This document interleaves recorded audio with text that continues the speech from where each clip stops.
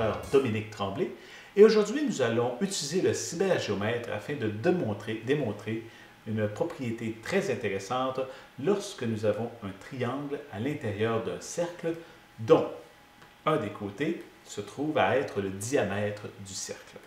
Donc pour ce faire, je vais tracer un cercle ici. Comme ça ici.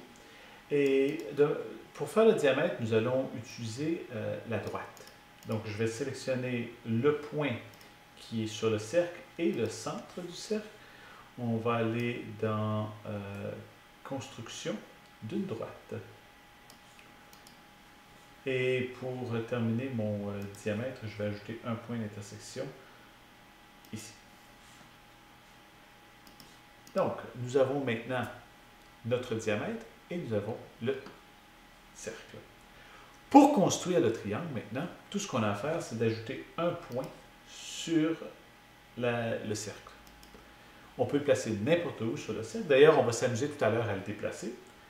Je choisis maintenant l'outil segment de droite et je vais relier le point d'intersection ici avec le nouveau point que j'ai créé et le nouveau point que j'ai créé avec le point d'intersection ici. Vous voyez que ça nous forme un triangle à l'intérieur d'un cercle. Et maintenant, si je m'amuse à déplacer les points, ce qui est intéressant, c'est que vous allez peut-être reconnaître la mesure de l'angle qui est formé. D'ailleurs, on va le mesurer avec le cybergéomètre.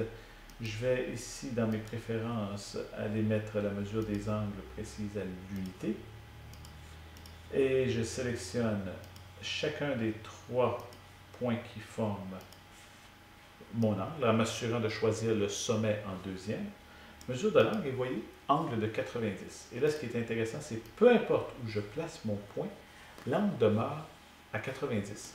C'est-à-dire qu'un triangle qui se retrouve à l'intérieur d'un cercle dont un des côtés est le diamètre, le côté opposé de ce triangle-là sera toujours de 90, ce qui nous donnera un triangle rectangle.